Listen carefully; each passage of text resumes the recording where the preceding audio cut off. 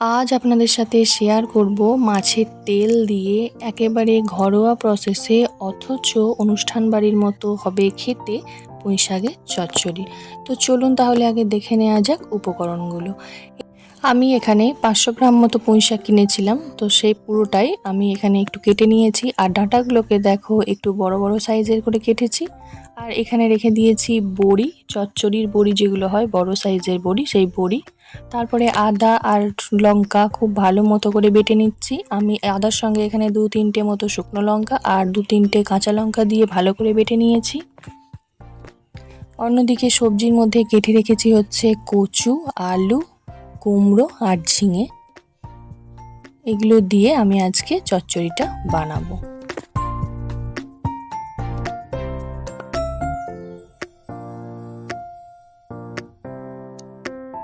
অন্যদিকে মাছের তেলটাকে আমি আগে থেকেই ভালো করে ভেজে নিয়ে একটা ছোট টিফিন কৌটোর মধ্যে ভরে রেখে দিয়েছি।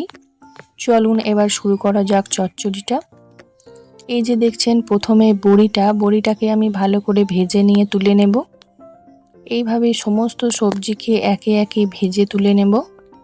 তাহলে কি হবে বলুন তো, যেগুলো কম তাড়াতাড়ি সিদ্ধ হয় সেই সবজিগুলো আগে পরে হওয়ার ভয় থাকে না, তাতে গলে যাওয়ারও ভয় থাকে না।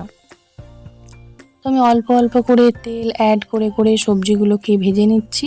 তার কারণ হচ্ছে একেবারে তেলটা দিয়ে দিলে সবজির মধ্যে তেলটা টেনে নিতে পারে। তো এই দিকে আমি প্রথমে যেগুলো তাড়াতাড়ি গলে যায়, ঝিঙে এবং কুমড়ো, সেটাকে আগে ভেজে নেব একটু লাল মতো করে। তো বেশ খানিকক্ষণ আমি নাড়াচাড়া করে একটু ঢাকা দিয়ে ভেজে নিয়েছি। তো এই যে দেখছেন ভেজে নেওয়ার ফলে কুমড়ো এবং ঝিঙেটা একেবারে কমে গেছে, কমে একেবারে অল্প হয়ে এসেছে। তারপরে আমি একটা ছান্তার সাহায্যে তেলটাকে ছেঁকে ছেঁকে খুব ভালো মতো করে তুলে নিচ্ছি।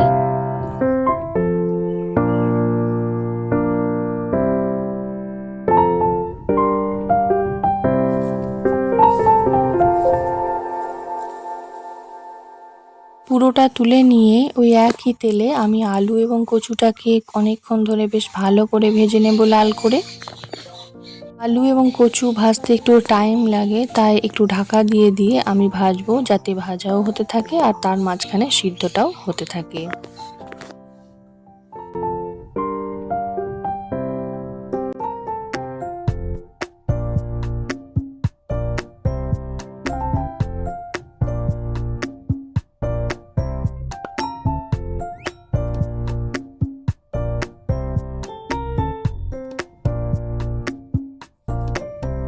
আমার এই ভিডিওগুলি যদি তোমাদের একটু ভালো লেগে থাকে তাহলে অবশ্যই লাইক, কমেন্ট, শেয়ার এবং সাবস্ক্রাইব করতে ভুলো না। আর তোমরা কমেন্টের মাধ্যমে জানাতে পারো যে এটাকে আর কিভাবে করলে বা কিভাবে তোমরা করো, কিভাবে করলে ভালো হয়। তো আমি এভাবে করি, এটা আমার বাড়ির সকলে খেতে ভীষণ ভালো লাগে, ভালোবাসে। এই তেল কাটা দিয়ে চচ্চড়ি, এবং এতে যদি একটু মাছের মুড়ো টুড়ো ভেঙে দেওয়া যায় না, তাতে আরও ভালো খেতে হয়। তো আজকে আমার মাছের মুড়োটা ছিল না, তাই আমি শুধুমাত্র মাছের তেলটা দিয়েই করলাম। তোমরা এর মধ্যে মাছের মুড়ো ভেঙে অ্যাড করতে পারো, তাতে আরও ভালো খেতে লাগে।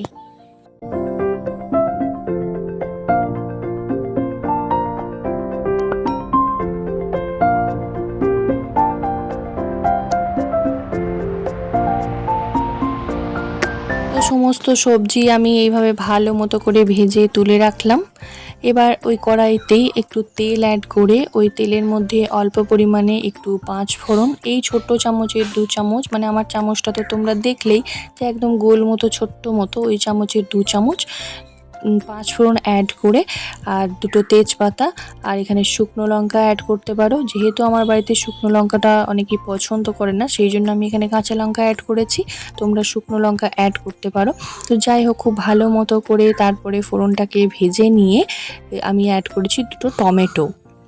এই শাকের মধ্যে টমেটো দিলে না খুব ভালো একটা কালার আসে এবং খুব মানে খেতেও খুব সুন্দর হয়। আবার এমন অনেকে আছেন যারা পাঁচফোড়ন রান্নায় পছন্দ করেন না, তারা জিরে ফোড়ন দেন, কিন্তু আমি পাঁচফোড়নটা পছন্দ করি, কারণ পাঁচফোড়নের যে একটা পাঁচটা মিক্সচারের একটা পাঁচটা ফ্লেভার থাকে এবং তার স্বাদটাও হয় অন্যরকম আমি মনে করি।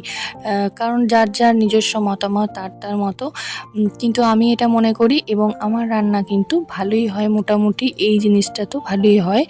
তো তোমরা তোমাদের মতো করে দেখতে পারো এবং এটা ট্রাই করে দেখতে পারো, মনে হয় ভালোই হয়।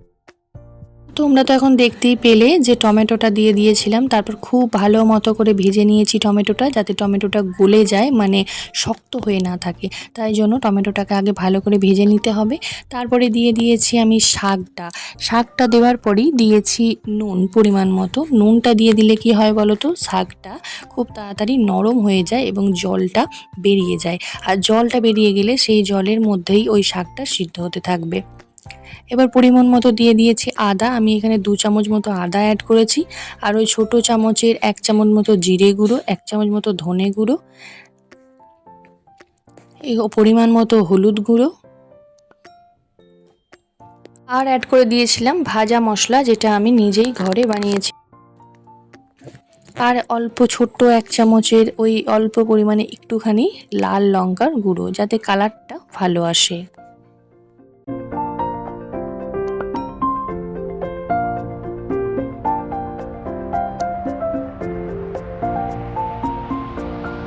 মশলার সাথে ওই শাকটাকে বেশ ভালো করে অনেকক্ষণ ধরে নাড়াচাড়া করে কষিয়ে নেব। তারপরে কচু আর আলুটাকে অ্যাড করে আরও কিছুক্ষণ কষিয়ে নেওয়ার পর অল্প পরিমাণে জল দিয়ে ঢাকা দিয়ে আমি শাকটাকে সিদ্ধ হতে দেবো।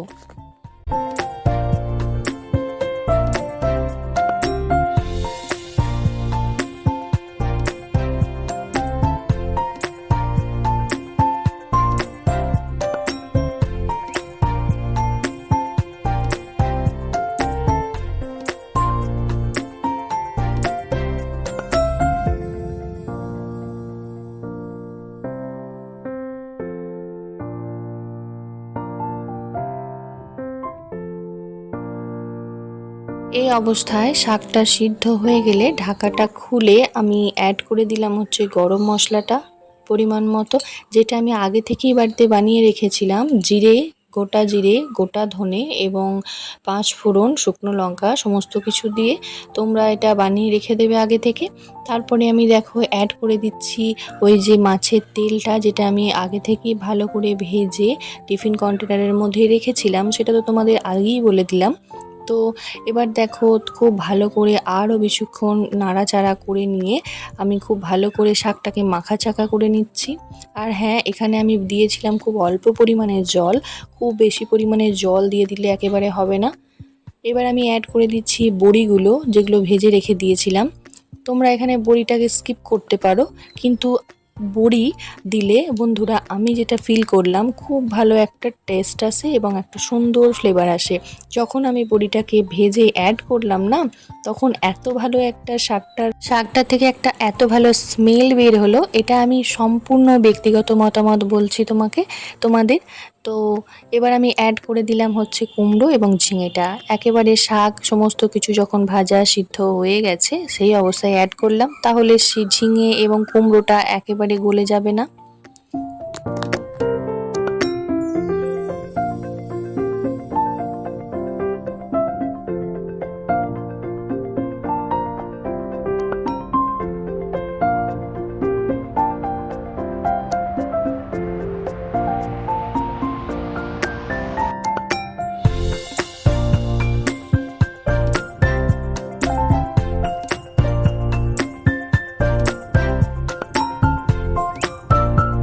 শেষে আমি পরিমাণ মতো চিনি অ্যাড করলাম। আমি এখানে ছোট চামচে 4 চামচ মতো চিনি অ্যাড করেছি আমার বাড়ির লোকের ব্যালেন্স অনুযায়ী। তোমরা যে হারে চিনিটা খেতে চাইবে, যে পরিমাণে, সেই অনুপাতে মিষ্টিটা তোমরা দিতে পারো। তো অ্যাড করে নিয়ে খুব ভালো করে তারপর নাড়াচাড়া করে আমি শাকটাকে একদম মাখো করে নিয়েছি। তো দেখো এদিকে রেডি হয়ে গেছে প্রায় আমার মাছের তেল দিয়ে শাক চচ্চড়ি। তো তোমরা এখানে মাছের মাথাটাকেও অ্যাড করতে পারো পরে, আরও ভালো হয়। তো চলো ভিডিওটা আজকে এখানেই শেষ করছি। Thank you.